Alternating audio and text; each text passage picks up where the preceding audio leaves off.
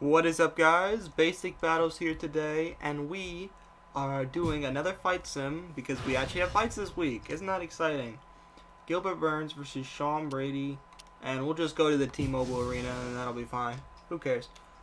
It is an Apex fight night, which is obviously unfortunate, but whatever. You know, at least it's a good Apex fight night with some decent fights on the card. Yeah, should be fun. Should be fun.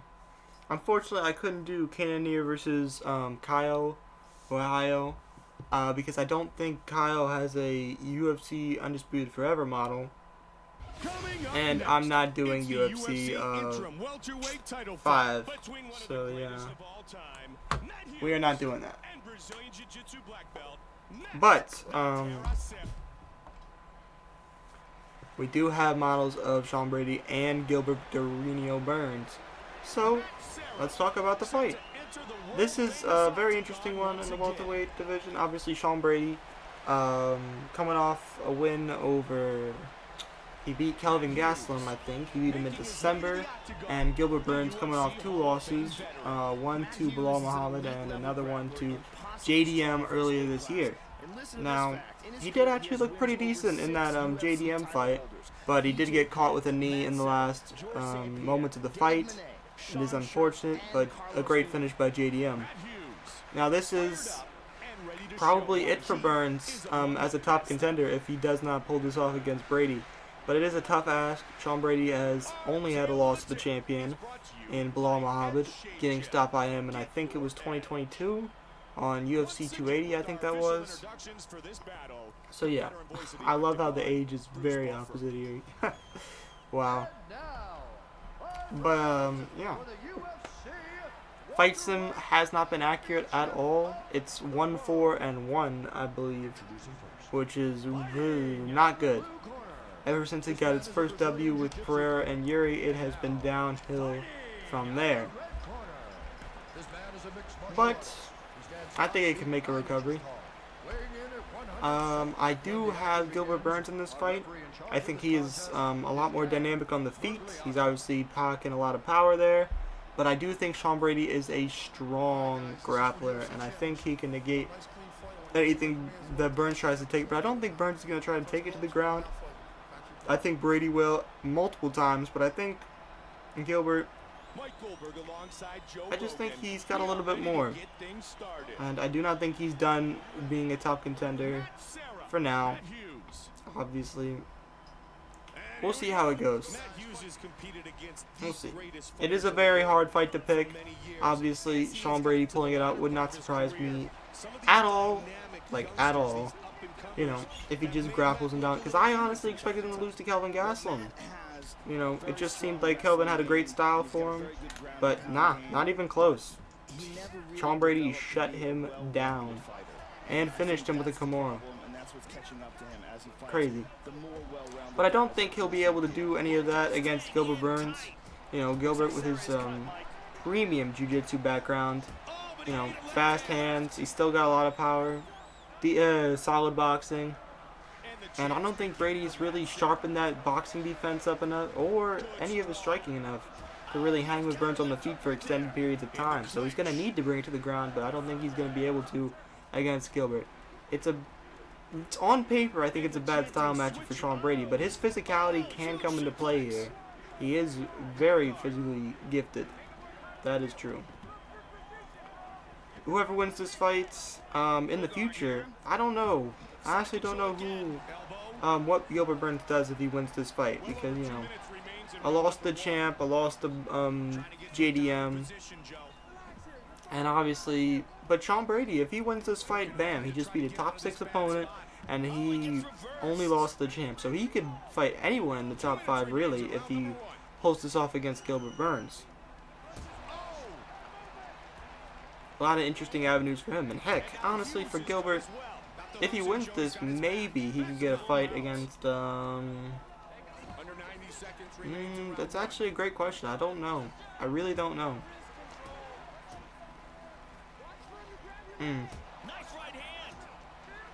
I think he said something about wanting a rematch against Kamaru Usman because he didn't really care about fighting trading partners or friends or anything like that. I think I heard something about that recently. So maybe that. Maybe he wants to fight a Colby Covington or a Leon Edwards. Maybe could be interesting. But I honestly just don't know. I don't know what is the direction for him. I don't think Usman would be interested in a rematch versus him. Because obviously he and Bilal have been spitting back and forth, so maybe Usman gets a free title shot. Shavkat's obviously been chirping with Bilal, so maybe he gets a title shot. So I don't really see him being available for fighting down, unless it's like in a title eliminator against the JDM. You don't know. I don't know. Welterweight's really wide open right now. Bilal says he wants to stay active, so we expect him to fight one more time before the end of the year. I'm guessing at MSG as a co-main, or at UFC 310 as the main event, or the co-main event against Shavkat or Kamaru Usman. It really is. His next challenger is really going to decide a lot of who's next in the division and how the welterweight's going to shake out. And this fight is very big depending on who makes the statement. Like if we see a stoppage victory here by either one of these two, it could make a great statement on who should be next. And we obviously can't forget about Ian Gary waiting in the wings. But I think he's friends with Gilbert Burns. I know Gilbert doesn't really care about fighting training partners and sparring partners and stuff like that, but I still think Sean Brady was talking about fighting Ian Gary at one point in time. But I don't remember the details on that. But yeah. If it was me booking welterweight right now, it's really hard because honestly, going by the rankings and who deserves it, I'd just tell Bilal to sit out for the rest of the year while new contenders get decided. Because it's really hard right now. But if Bilal has to fight at MSG, if he has to fight at 310, I would do Bilal Muhammad versus Kamaru Usman at MSG or end of the year. I know Usman does not deserve that title shot. He's lost 3 straight. He lost to Leon Edwards twice. It's terrible, but Shavkat doesn't really deserve that shot either, you know? While yes, he is undefeated. He's finished every fight. You know, there's merit. There's a little bit of merit given it to him. But his best wins are Jeff Neal, number 10, and Stephen Wonderboy Thompson. And those are last year. He hasn't fought since December of 2023. JDM, you could give him the title shot. He has merit. He hasn't lost in the UFC. But, you know, he finished Gilbert Burns earlier, and that one would look spectacular if Burns would pull it off against Sean Brady. But, you know, I don't know. It's hard. It's really hard. What I would do, I would just give it to Kamaru Usman, you know, call it a legacy title shot, do what you did to Izzy. I know neither of them deserve it, but it's what it is. It's just how you got to shake these things out if you want active champions. You know, when Kamaru Usman was champ, did Jorge Masvidal deserve either title shot? No, but that's just how it shook out, you know? That's just how it had to be. Colby Covington didn't deserve his second title shot against Kamaru Usman either. You know, he came off one win against an aged Tyron Woodley. Didn't beat any top contender. But, you know, that's just how you got to be with an active champion, you know? It's tough, man. And I'm not dismissing those defenses as in their bad defense. I'm just saying, you know, there's certain tiers of merit that you can talk about with title shots and stuff. So here's how I would shake out the welterweight division. I would do Leon Edwards versus Ian Gary. I would do Shavkat versus JDM. Kamaru versus Bilal. Seems pretty cut and dry to me. You know, winner of Leon and Ian Gary could have a title shot at some point, and the winner of Shavkat and JDM is obviously next. And winner of Kamaru and Bilal, you know, whatever. Maybe the loser of Kamaru and Bilal fight the winner of this, Sean Brady, but I doubt if Kamaru Usman loses. I think he'd just retire if he loses to Bilal Muhammad. But who knows? The beautiful Brittany gets us set for round 3. Welterweight is just a really, I don't want to say it kind of is stagnant though, just based off. Actually, I totally forgot. Winner of this could fight Colby Covington if he's still around. That makes sense in welterweight if Colby's even still fighting anymore, if he's even an active fighter anymore. It would make perfect sense. Burns or Brady hasn't fought because say Kamaru Usman lost and he actually did fight Burns. The problem is, if Burns wins this and he fights the loser of Bilal and Usman, they've already beaten him. They've already beaten Burns. Bilal 50-45'd him. Yes, it was with an injured shoulder, but whatever. Still, it reads unanimous decision 50-45 Bilal Muhammad. And Kamaru finished him. So, it's hard to justify giving Gilbert that fight if he wins this and they actually do the loser. But if nobody's fought Colby, Brady hasn't, Burns hasn't, it makes sense to do that next.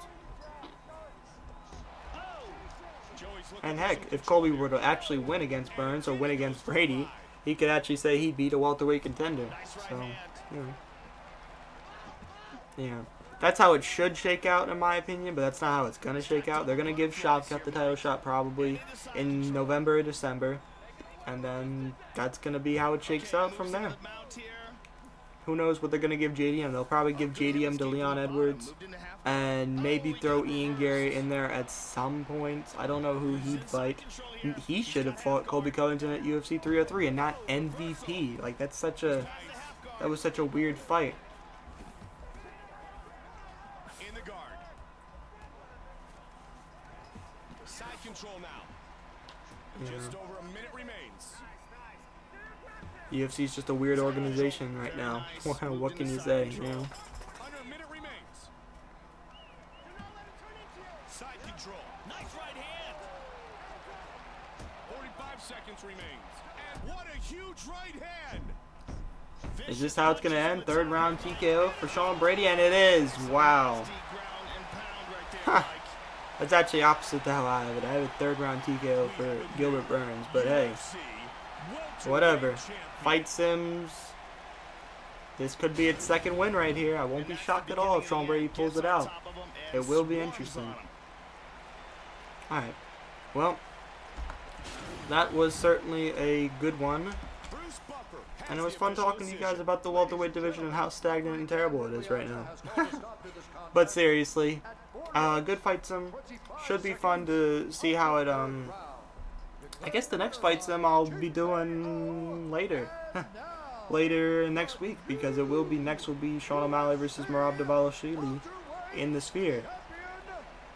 And maybe I'll do a Diego Lopez versus Brian Ortega too. We'll see how that goes though. We'll see. Alright. Thank you guys for watching. Tell me who you think is going to win in the comments. And yeah. Peace out.